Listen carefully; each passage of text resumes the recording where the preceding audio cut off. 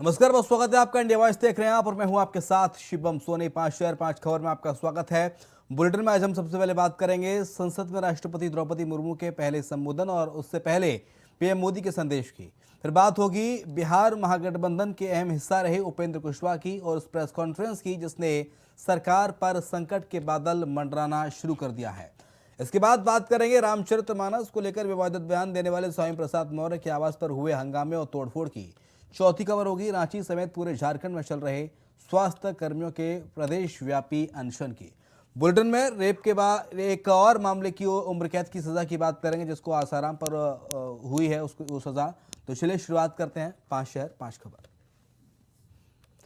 राष्ट्रपति द्रौपदी मुर्मू ने पहली बार संसद के दोनों सदनों को संबोधित किया। बजट सत्र के पहले दिन उन्होंने अपने भाषण में जहां आत्मनिर्भर भारत का जिक्र किया तो वहीं डिजिटल हो चुके भारत पर भी चर्चा की। हर वर्ग का साथ देने और सबके लिए काम करने वाले केंद्र सरकार के 9 वर्ष के कार्यकाल में विश्व पटल पर भारत की बढ़ती साख का जिक्र करते हुए उन्होंने कहा कि आज पूरी दुनिया भारत की ओर उम्मीद की निगाहें देख रही है। बजट सत्र से पहले दिन संसद भवन पहुंचे प्रधानमंत्री ने जहां राष्ट्रपति द्रौपदी मुर्मू के संसद के पहले संबोधन को ऐतिहासिक बताया तो वहीं भारत के बजट पर विश्व की निगाहें टिकी हैं, ये बात भी कही। उन्होंने नए बजट को लेकर कहा कि नए बजट में कुछ अच्छे तो कुछ कड़े फैसले होंगे। उन्होंने इंडिया फर्स्ट सिटीजन फर्स्ट को ध्यान में रखकर बजट आने का संकेत देते हुए विपक्ष को बहस के लिए तैयारी करने को कहा। दिनकर आनंद हमारे साथ जुड़ गए हमारे सहयोगी सीधे न्यूज रूम से लाइव। दिनकर का रुख कर लेते हैं। दिनकर, बजट सत्र की शुरुआत हो गई है, आज पहला दिन रहा, कैसा रहा संसद का पहला बजट सत्र का दिन? शिवम, सबसे पहले बता दूं आज पहला दिन था, आज राष्ट्रपति का अभिभाषण हुआ, लेकिन राष्ट्रपति के अभिभाषण से पहले ही सियासत जारी हो गई। एक तरफ बीआरएस और आम आदमी पार्टी ने जहां इस अभिभाषण का विरोध किया, उन्होंने कहा कि मैं इसमें हिस्सा नहीं लूंगा, तो वहीं बीजेपी की तरफ से काउंटर अटैक करने के लिए रविशंकर प्रसाद मैदान में आ गए। उन्होंने कहा कि ये पार्टियों का कोई स्तर होना चाहिए कि वो किस स्तर तक जाकर विरोध करेंगे। उन्होंने कहा कि राष्ट्रपति आदिवासी हैं, इसलिए क्या इन्होंने इसका विरोध किया? शिवम, इसके साथ साथ बजट से आम जनता को किस तरह की उम्मीदें हैं, कुछ संकेत इस तरह के दिए गए क्या? क्योंकि कहा था प्रधानमंत्री ने कि कुछ कड़े और कुछ अच्छे फैसले भी हो सकते हैं। कड़े फैसले किस और क्या जनता को किस तरह की राहत इस बजट में मिल सकती है? जो आम गृहिणी हैं उनको किस तरह की उम्मीद है बजट में, क्योंकि कल बजट पेश होगा और पूरे देश की निगाहें इस बजट पर टकटकी लगाए से हैं? दिनकर जी शिवम, आज निर्मला सीतारमण जो कि फाइनेंस मिनिस्टर है हमारे देश की, उन्होंने आज पटल पे जीडीपी का अनुमानित ग्रोथ रखा। उन्होंने इस संदर्भ में बताया कि 23-24 का जो अनुमानित जीडीपी ग्रोथ है वो 6.4 से लेकर 6.8% तक रह सकता है, जो कि बीते वर्ष के मुताबिक काफ़ी नीचे है। बीते वर्ष में करीब 8 की जीडीपी से हम लोग आगे बढ़ रहे थे।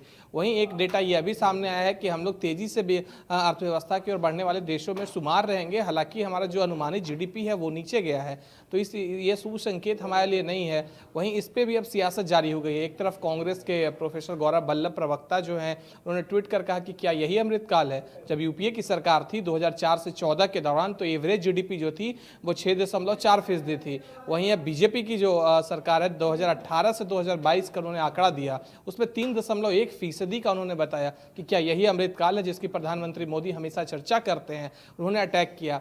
वहीं आज राष्ट्रपति के अभिभाषण को लेकर भी काफ़ी सियासत हुई। एक तरफ कांग्रेस के अध्यक्ष मल्लिकार्जुन खड़गे जो कि कश्मीर में हैं, श्रीनगर में, उन्होंने माफ़ी भी मांगी कि हम शामिल नहीं हो सके। वहीं आम आदमी पार्टी और बीआरएस का जो इसका विरोध प्रदर्शन रहा उसको लेकर बीजेपी काफ़ी नाराज दिखी। शिवम, बहुत शुक्रिया आपका दिनकर, तमाम सारी जानकारी को साझा करने के लिए। अगली खबर का रुख कर लेते हैं। जेडीयू के संसदीय बोर्ड के अध्यक्ष उपेंद्र कुशवाहा ने बिहार के सीएम नीतीश कुमार पर हमला बोलते हुए कहा कि सीएम ने हमको झुंझुना थमाने का काम किया है।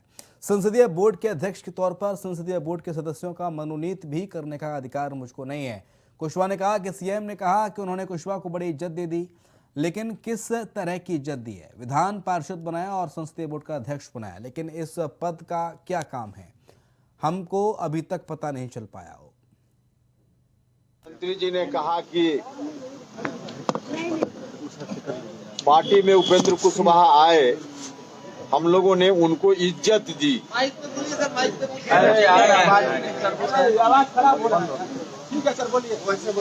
मुख्यमंत्री जी ने कहा कि पार्टी में आए उपेंद्र कुशवाहा हम लोगों ने उनको इज्जत दी। और दूसरा कहा कि उपेंद्र कुशवाहा से हम बहुत स्नेह करते हैं।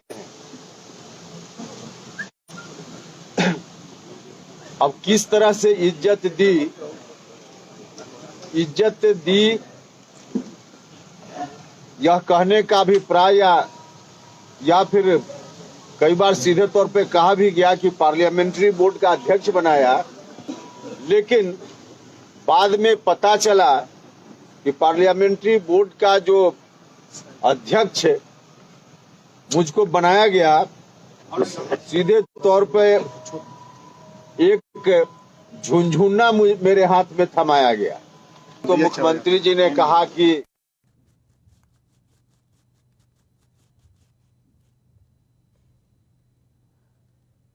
तो उपेंद्र कुशवाहा लगातार हमला बोल रहे हैं नीतीश कुमार पर। हालांकि इससे पहली बार नहीं है, इससे पहले भी वो लगातार नीतीश कुमार पर हमला बोलते रहे हैं। इससे पहले नीतीश कुमार को लेकर उन्होंने कहा कि हम ऐसे कैसे चले जाएं, बड़ा भाई कह देगा छोटे भाई से चले जाए, हमारा हिस्सा रहे। हिस्से की बात उपेंद्र कुशवाहा ने की और अब कह रहे हैं कि सीएम ने मुझे झुंझुना थमाने का काम किया है। उपेंद्र कुशवाहा हैं जो कि जेडीयू संसदीय बोर्ड के अध्यक्ष हैं। उन्होंने ये सीधे आरोप और हमला नीतीश कुमार पर बोला है।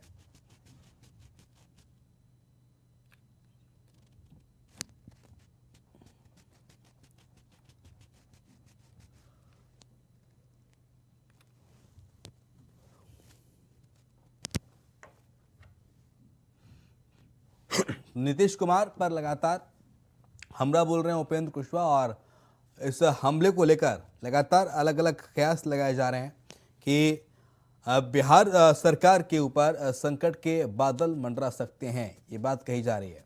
तो जेडीयू के संसदीय बोर्ड के अध्यक्ष उपेंद्र कुशवाहा ने बिहार के सीएम नीतीश कुमार पर हमला बोलते हुए कहा कि सीएम ने हमको झुंझुना थमाने का काम किया। संसदीय बोर्ड के अध्यक्ष के तौर पर संसदीय बोर्ड के सदस्यों का मनोनीत भी करने का अधिकार मुझको नहीं है। कुशवाहा ने कहा कि सीएम ने कहा कि उन्होंने कुशवाहा को बड़ी इज्जत दी है, लेकिन किस तरह की इज्जत दी है? विधान पार्षद बनाया और संसदीय बोर्ड का अध्यक्ष बनाया, लेकिन हम इस पद का क्या काम करें, इस पद पर क्या काम है हमारा, हमको अभी तक नहीं पता चल पाया, ये बात उन्होंने कही।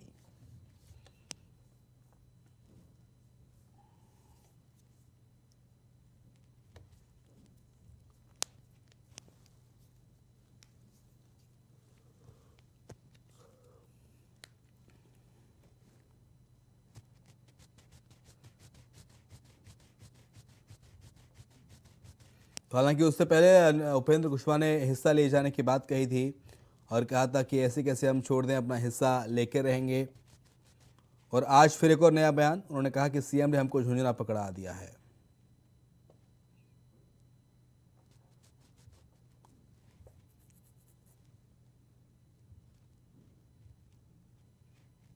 ने कहा कि पार्टी में उपेंद्र कुशवाहा आए, हम लोगों ने उनको इज्जत दी।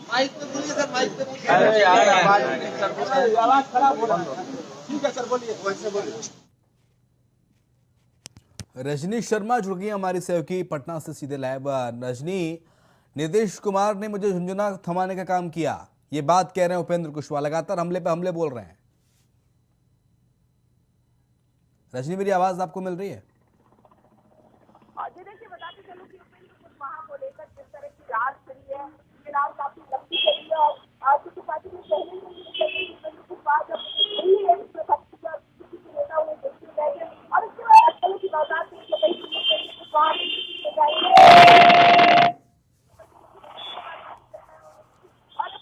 अपनी सफाई पोशी में मुख्यमंत्री ये पेश करने लगे कि उनका कोई लेना देना नहीं उपेंद्र कुशवाहा से। और उसके बाद ये विवाद की गई है और विवाद यहाँ तक आता नहीं कि अब उपेंद्र कुशवाहा पार्टी में अपने हिस्सेदारी मांग रहे हैं, उसी हिस्सेदारी मांग रहे हैं जिस तरह से नीतीश कुमार ने 1994 में लालू प्रसाद यादव से संसद। ठीक, कुछ तकनीकी खराबी है रजनी, आपकी आवाज हम तक सही से नहीं पहुंच पा रही है, बहुत शुक्रिया आपका। रामचरितमानस पर दिए गए स्वामी प्रसाद मौर्य के विवादित बयान के बाद अब हंगामा लगातार तेज होता जा रहा है। इस कड़ी में मंगलवार को हिंदू संगठनों ने दारुल शफा के अंदर स्वामी प्रसाद मौर्य का पुतला फूंका। राष्ट्रवादी युवा अधिकार मंच के नेतृत्व में दारुल सफा में पुतला दहन किया गया। साथ ही स्वामी प्रसाद मौर्य को जेल भेजने की मांग की गई। स्वामी प्रसाद मौर्य के खिलाफ प्रदर्शन किया गया। राष्ट्रवादी युवा अधिकार मंच ने प्रदर्शन किया। दारुल शफा में पुतला फूंका गया है।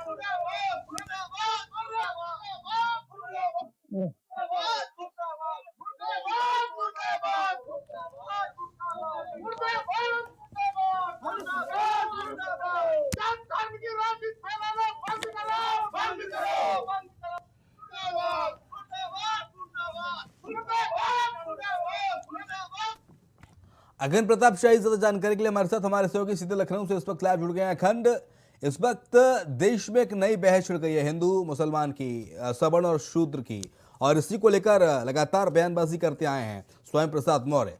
अब उनका पुतला फूंका गया, उनकी गिरफ्तारी की मांग की गई है। अखंड, पूरी तरीके से जो राजनीति चल रही है इस राजनीति का ही ये को ही देख के कहा जाए कि इसको ध्रुवीकरण करने की एक राजनीति चल रही है। ये बहुत ही कुत्सित राजनीति है और निश्चित तौर पर इसकी कीमत समाज को भुगतनी पड़ती है। ये अगर कहीं उग्र होता है आंदोलन या इस तरीके की हरकतें होती हैं जिस तरीके से कोई भी पक्ष एक पक्ष को सपोर्ट करता है दूसरे पक्ष का विरोध करता है तो निश्चित तौर पर वो वैमनस्यता की तरफ बढ़ रहा है। तो ये जो पूरा माहौल है जिस तरीके से स्वामी प्रसाद मौर्य अपने बयान पर टिके हुए हैं ये और ज़्यादा उकसाने का काम कर रहा है। उनके रोज़ नए बयान आते हैं और उन बयानात के बाद फिर और ज़्यादा मुश्किलें और ज़्यादा आक्रोश लोगों में बढ़ता हुआ दिख रहा है।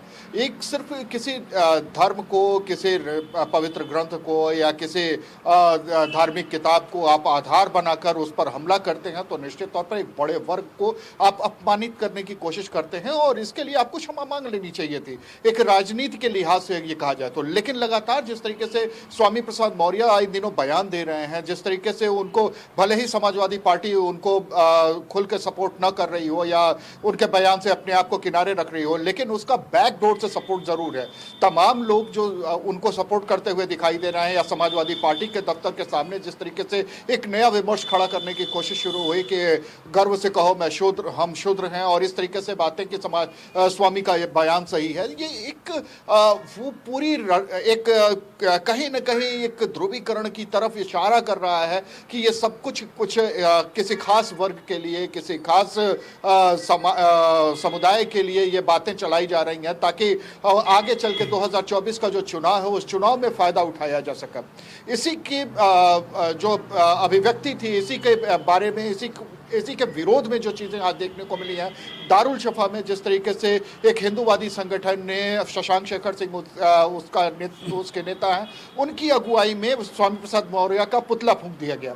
ये पुतला फूंकना और उनकी गिरफ्तारी की मांग करना भी उसी कड़ी से जुड़ा हुआ है। निश्चित तौर पर ये उसी बयान का हिस्सा है जहाँ पे प्रतियां जलाई जाती हैं उनके ऊपर मुकदमा होता है बावजूद उसकी उनकी गिरफ्तारी नहीं होती उन लोगों की अभी तक गिरफ्तारी नहीं हुई है। ये सारी चीज़ें जिस तरीके से चल रही हैं ये आने वाले समय में इस मसले को और ज़्यादा गरमाने की तरफ इशारा कर रही हैं। लेकिन इसके साथ साथ ऐसे लगता है अखंड की स्वामी के सम्मान में अखिलेश मैदान में, क्योंकि देखिए इनका कद भी बढ़ा दिया गया, कद बढ़ा पद बढ़ा, राष्ट्रीय महासचिव का दर्जा दे दिया गया, कार्रवाई करना तो दूर की बात है। बिल्कुल, ये कहीं ना कहीं बैकडोर से सपोर्ट किया जा रहा है। एक तरफ वो कहते हैं ना कि चलो सामने हम दिखाने के लिए कुछ करते हैं पीछे हम तुम्हारे साथ खड़े रहेंगे, तो बिल्कुल उस तरीके की चीजें हो रही हैं। आप उनके बयान को लेकर भले आपकी चुप्पी जो है वो चुप्पी एक समर्थन समझी जाएगी और ये समर्थन एक बड़े समुदाय के लिए जिस तरफ दूसरी तरफ जब आप हिंदुत्व की तरफ बढ़ने की कोशिश कर रहे हैं जब आप ये दावा करने की कोशिश कर रहे हैं आपके लोग ये दावा करने की कोशिश कर रहे हैं कि आप मंदिर में जा रहे हैं आप पूजा पाठ कर रहे हैं आप कल को अपने आप को नास्तिक बताते थे लेकिन एक धर्म विशेष के लिए बात करते थे तो वो तमाम चीज़ें अब छुपी नहीं रह गई हैं। अब लकीर बिल्कुल साफ है। आपको उस लकीर के साथ लकीर के इस पाले में होना होगा या दूसरे पाले में होगा ना होगा। राजनीति इन्हीं लोगों ने चाहे इस समय के जो मौजूदा नेता जो भी हैं उन्हीं की जिम्मेदारी थी ये इस लकीर को बारीक रखना, इस बारीक लकीर को लांघना नहीं चाहिए था लेकिन उन्होंने उस लकीर को और ज्यादा गाढ़ा किया है। और अब जब दो खेमे बन चुके हैं जिस तरीके से उग्र हिंदुत्व या नर्म हिंदुत्व या मुस्लिम आतंकवाद या मुस्लिम तुष्टिकरण ये सारी चीजें जो जुमले गढ़े जा रहे हैं ये जुमलों का कोई मतलब नहीं है। ये निश्चित तौर पर ये समाज के लिए बड़ा ही नुकसानदेह होगा और ऐसे समझ में जिस तरीके से जिस दौर में हम लोग जी रहे हैं ये दौर बड़ा ही मुश्किल हो जाएगा। आने वाली पीढ़ी जो है जिस तरीके से गुजरती जा रही है वो एक खतरनाक इशारा है। अभी फिलहाल जिस तरीके से चीजें जानकारी को साझा करने के लिए झारखंड के जमशेदपुर एयरपोर्ट से 31 जनवरी से कमर्शियल विमान सेवा शुरू हो जाएगी। सीएम सोरेन ने इसका उद्घाटन किया और हरी झंडी दिखाकर हवाई जहाज को रवाना किया। ये राज्य का तीसरा एयरपोर्ट होगा जहां से नियमित कमर्शियल विमान सेवा शुरू हो रही है। फिलहाल यहां से कोलकाता और भुवनेश्वर के लिए उड़ानें उपलब्ध होंगी।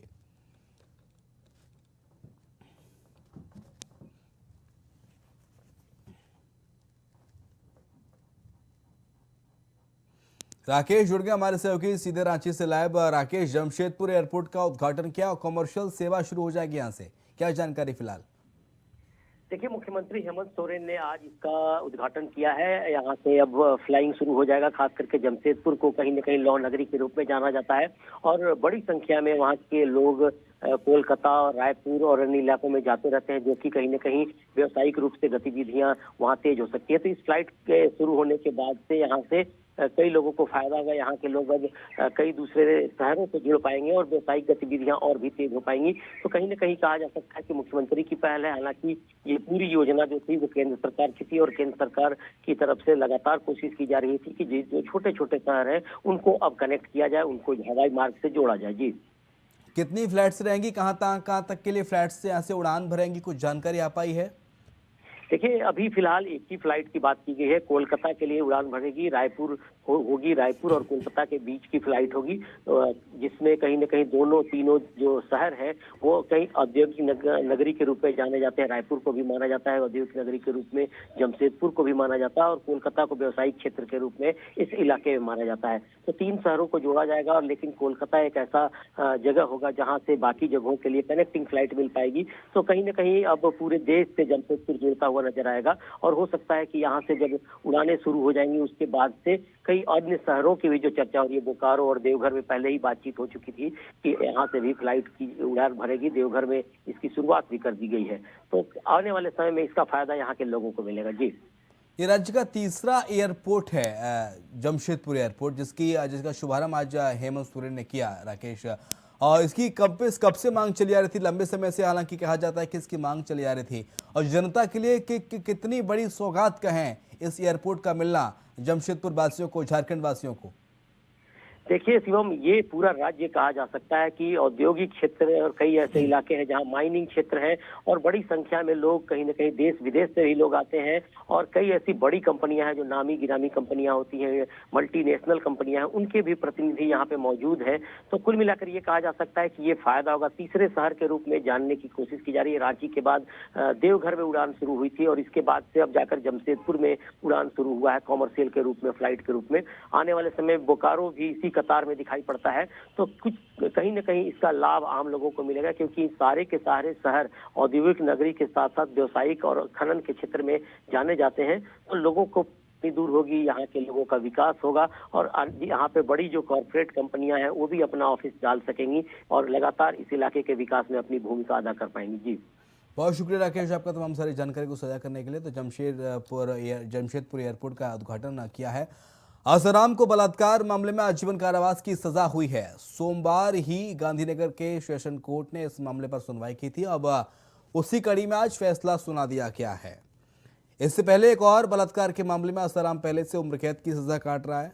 ऐसे में एक बार फिर से दोषी सिद्ध हो जाने से उसकी मुश्किलें बढ़ने वाली हैं। जानकारी के लिए बता दें कि सोमवार को गांधीनगर सेशन कोर्ट ने आसाराम को दोषी करार दिया था।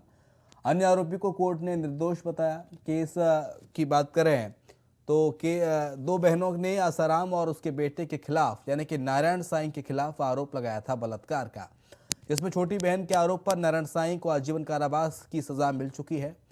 तो वहीं बड़ी बहन के आरोपी आसाराम को आज कोर्ट ने आजीवन कारावास की सजा सुनाई है।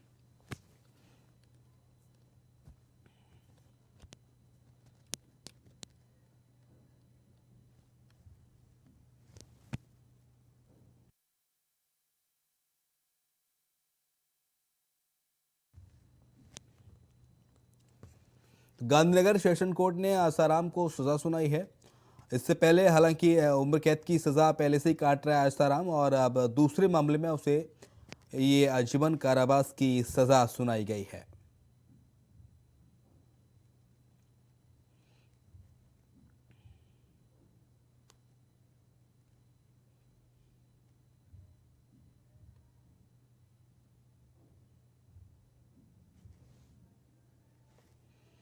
तो आसाराम को आजीवन कारावास की सजा, हालांकि 2 अन्य आरोपी थे, उनको बरी किया गया है इस पूरे मामले में।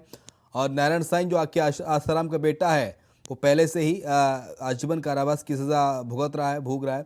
81 साल की उम्र में आसाराम को रेप के केस में ये उम्र कैद हुई है। इस साल 81 साल उम्र हो गई है आसाराम की। सूरत की एक महिला से रेप के मामले में 81 साल के आसाराम को मंगलवार को उम्र कैद की सजा सुनाई गई। गुजरात के गांधीनगर सेशन कोर्ट ने आसाराम को दोषी करार दिया। इससे पहले जोधपुर कोर्ट ने 25 अप्रैल 2018 को यूपी के एक नाबालिग से रेप के मामले में उम्र कैद की सजा सुनाई थी। तब से वो जोधपुर की जेल में बंद है। 10 साल से जेल में बंद आसाराम के खिलाफ दुष्कर्म का मामला ये 22 साल पुराना बताया जा रहा है। तब अक्टूबर 2013 में अहमदाबाद के चांदखेड़ा थाने में एफआईआर दर्ज हुई थी। एफआईआर के मुताबिक महिला के साथ अहमदाबाद शहर के बाहर बने आश्रम में 2001 से 2006 के बीच कई बार दुष्कर्म किया गया। महिला तब आसाराम के आश्रम में थी। मामले में पुलिस ने जुलाई 2014 में चार्जशीट दाखिल की थी।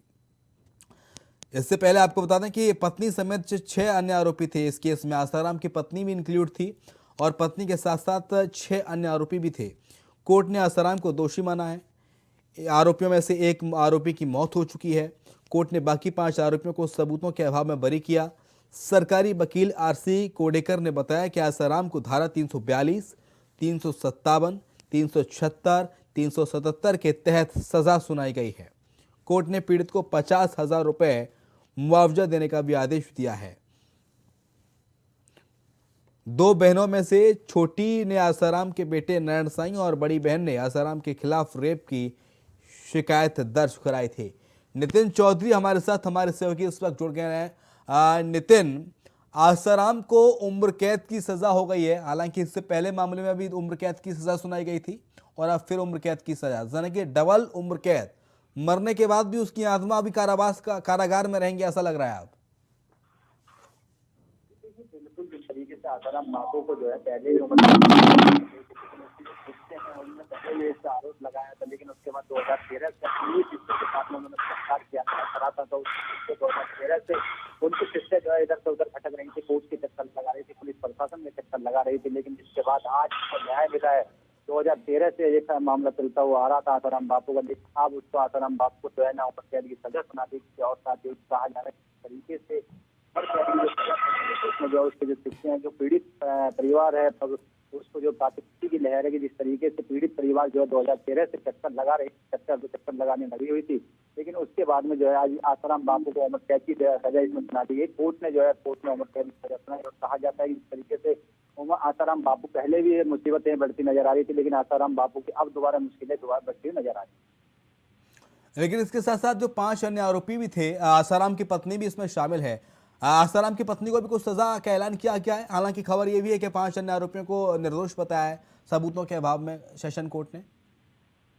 जी देखिए, बिल्कुल जिस तरीके से आसाराम बापू को 2013 से मामला चलता हुआ आ रहा था, उनकी धर्मपत्नी पे भी आरोप लगाया गया था इस मामले को लेकर के। उसके बाद जो 5 अन्य आरोपी हैं उन पे भी आरोप लगाया गया था, लेकिन उसको जो सेशन कोर्ट ने उनको बरी कर दिया गया। कहा जाता है कि वो आश्रित पाए गए हैं, तो उसी को देखते आसाराम बापू का मामला इसमें चलता हुआ आ रहा था। जो उनके शिष्य हैं खुद उन्होंने ये आरोप लगाया था कि आसाराम बापू ने उनके साथ में जो है रेप की घटना को अंजाम दिया था। लेकिन जिस तरीके से आसाराम बापू की मुश्किलें काफी बढ़ रही है, पहले भी आसाराम बापू जो है जेल के अंदर जो है सलाखों के अंदर है, लेकिन अब दोबारा से आसाराम बापू की मुश्किलें दोबारा बढ़ चुकी हैं, क्योंकि 2013 से ये मामला चल रहा था। लेकिन 2013 के मामले के बाद आज इस मामले में पूरी तरीके से कोर्ट में स्पष्टता करते हुए पूरी तरीके से जांच इसमें कराई गई थी और कहा जाता है कि आसाराम बापू को दोषी ठहराया गया और कहा है कि इसमें जो है उनकी उम्र कैद की सजा इसमें सुनाई गई।